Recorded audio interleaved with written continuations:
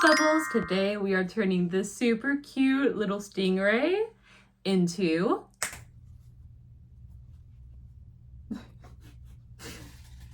but for now, we haven't done that yet. So let's do this together. In my last video, I showed you how I made my Sakura dragon, where I used fabric and pastels to really bring out its best features. And that video has been my best performing long form video I've ever done. I cried on Instagram and so many of you were so sweet in the comments and I just bawled. If you have not seen this video, feel free to go check it out after this one, but we are gonna go ahead and take everything I learned from this dragon and do it to this stingray, and you can too. I knew that doing a giant dragon and then trying those techniques is a little bit daunting, so I recommend that if you're trying this out for the first time to give it a try on a stingray. This pattern is by, I believe it's Just Doe's Cotton on Instagram. I'll have the pattern link below. It's a free pattern, and for me it works up in 15 minutes. So I think this would be the perfect base to try all these techniques. First thing you're gonna want is your fabric. Michael sells these fabric bundles, and I like this a lot because usually when it comes to crochet fabric, you're not gonna use a lot of it at once. So this is perfect to get multiple different kinds of fabric for all your crochet products. Today I'm going to use this one because I think it would match my blue stingray the best and look pretty cute. You're going to want a colored pencil or a fabric marker if you're bougie like that. I found that using a colored pencil worked just fine. I personally use machine embroidery thread for mine just to give that extra durability. Machine embroidery is meant to last a little bit longer, but you can probably get away with using any normal thread. This is just because I'm paranoid and I want it to last a hot minute. You're also going to need a sewing needle as well as little pins, a needle threader, and scissors. If you have fabric scissors, awesome. If you don't, I think that you'll be just fine because I have fabric scissors and I lost mine and I did not use them, so scissors. Let's go ahead and open up our fabric here. If you want to iron out these folds, go ahead and do so. It probably would make your work look a little bit better, but I'm on a time crunch, so I'm gonna go ahead and skip that part. First part is that you need to outline the shape that you need to sew onto your crochet project. So for example, I outlined my wings for my dragon, I outlined the bottom of the feet for my dragon, and I also did the ears the same way. In this case, I want fabric to be all along the underside of my stingray aside from the tail. I want all of this to be cut in fabric. So I'm going to place him down and I'm going to try to be generous and go outside of him by about a few centimeters just so I have enough room to turn it and flip it around when I am actively sewing it in. Here's how he is looking. And again, if I look on the other side of the fabric, you can't see my green Crayola at all. If you want to test your fabric to make sure it doesn't show, go ahead and do that as well, but usually it doesn't show. I'm now good to cut this piece out.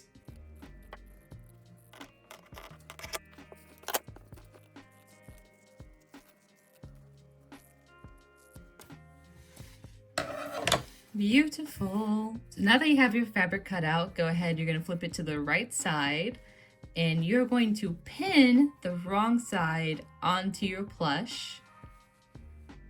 And I'm going to start this by first off pinning it directly in the middle. That way, as I go around, it's not going into any other places. And in fact, I'm going to go ahead and add some more in there so that it's staying right where I want it to be. And now don't worry about making these pins absolutely perfect because you are going to be hand sewing this guy, and it really doesn't take as long as you think, but you're going to be hand sewing this fabric so you have the ability to go through and adjust anything as you're sewing it. I'm zoomed in so I can get the best shot of this, but what you're going to do is you're going to fold in your fabric and then line it up to where you want the edge of it to be. So my goal is to get it where this white is.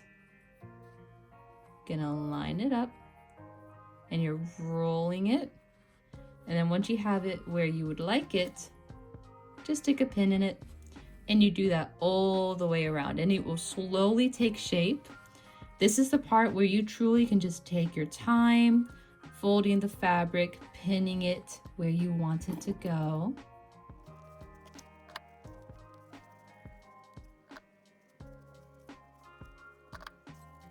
Alright, Bubbles, this is now voiceover bubble knot, purely because usually when you get to the sewing stage, I vote that you have something nice going on in the background. So once you have everything pinned, go ahead and thread your needle using your embroidery floss or your normal thread, whichever you prefer, what you have on you. Again, I use machine embroidery because it's just easier for me and I think it lasts a little bit longer.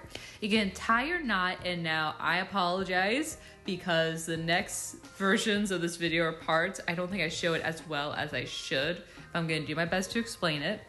So you are going to find an area that you have confidence you can easily repin, because you're going to want to hide the knot of your sewing. You don't want your sewing knot to be out and about. So you are going to put your needle underneath and sew through underneath the fabric, and then using scissors or something, push the excess thread after your knot, push it underneath the fabric so that it basically disappears. And once you have that, you are then good to start sewing your fabric piece to your crochet.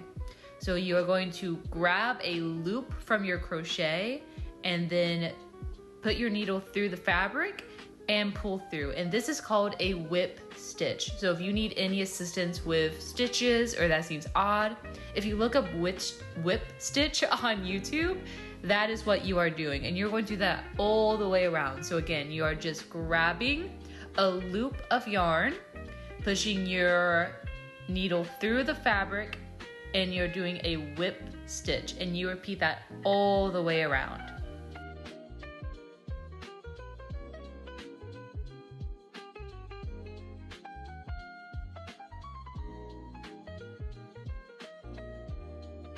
I want you to know that while you're doing this process, it is completely normal to take out your pins in one area and refold them.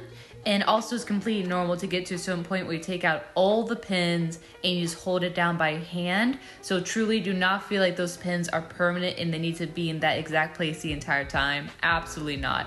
Also, when you run out of thread, you're going to tie the knot and then start it the same way that we did earlier. So you just hide the excess thread inside the plush again and keep going until you are absolutely done with every single part of it. The sun came out and I'm getting blinded. Sewing on the fabric for this sweet little stingray took about an hour, I would say. And that included me like filming and trying to explain it. So, but that is so stinking cute. I can't. Oh my God. Ah! But we're not done. There's one more thing I wanted to show you that you can do to your crochet plushies, and that is using pastels. You're going to need pastels. I recommend that you have something along the lines of like a plastic plate or any, like even a little napkin you could use. And then also a makeup brush or a little painting brush, honestly. Any brush that's like a little bit fluffy. And now, I also recommend that you have a rag. I actually tend to just use my pants, but that's because I'm crazy. And a butter knife. I'm using this little art mixing knife that is technically for polymer clay, but you just need something that can scrape your pastels. You can use pastels to basically stain your yarn and give it more depth and add any splashes of colors that you would like. It was very easy to do so on the flowers of my Sakura dragon and on its wings. The whole Sakura dragon was white, so that's very easy to show. And then in the flowers, I did cherry blossoms, and I used my pastels to create this like darkest reddish brown color that I could decorate the insides of the cherry blossoms to make them look a little bit more realistic. For this little guy today, I think I'm just going to dust on some darker blues and purples around here just to add some color to him, and I thought it would be fun to show you guys that. So I have my little bowl here and I have my pastels. And now if you want to just use your primary colors, that's perfectly fine, but I'm gonna be crazy and I'm going to mix this blue and this purple. All you need to do is take your pastel, hold it over your plate, and for your knife, you're just gonna scrape off that pigment. Just gonna scrape it. and collect it in that bowl. Boom! Now I want to be a darker color, so I'm going to add just a little bit of purple. Same process, you're just gonna scrape it. Now I got some purple in there. And now I'm going to mix these two colors. Super easy, you're literally just doing this. You're just mixing it. It's a dry mix, and you're gonna see, look at that already. That blue is becoming darker.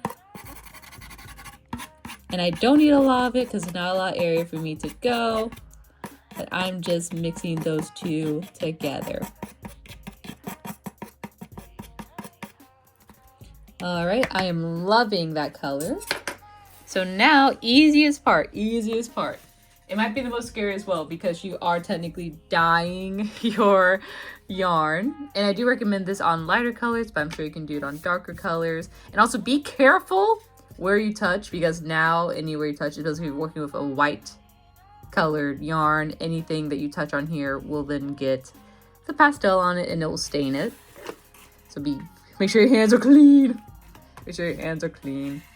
But I am just going to go in here. I'm gonna kind of ruffle it up. I'm gonna dab my brush, dab it on the side to get the excess off of there. And I'm just gonna lightly go where I want the color to go. And then you just rub it. You just rub it in. And now you should already see the difference between the two sides. This has darker, more definition. I just think that's really fun. You also can use this technique to add blush to your little creations. And I vote you just have fun with it. Treat it like a nice little painting project. This is pretty fun. And don't take it too seriously. As you saw from my sewing technique, was it the most like unnoticeable? No, you can easily see where my stitches are. But I personally like that. I like where you can see where each spot was handmade and hand. Like it was just touched by a human being, you know? So I personally like a little bit more of a messy, natural look. Ah, so stinking cute. And just look at all that variation. That's crazy. I really like that a lot. I'm gonna use his tail to pull out his tail a little bit and go and down his tail, little tail. Hee hee. And I'll go up a little bit further on some of the sides here.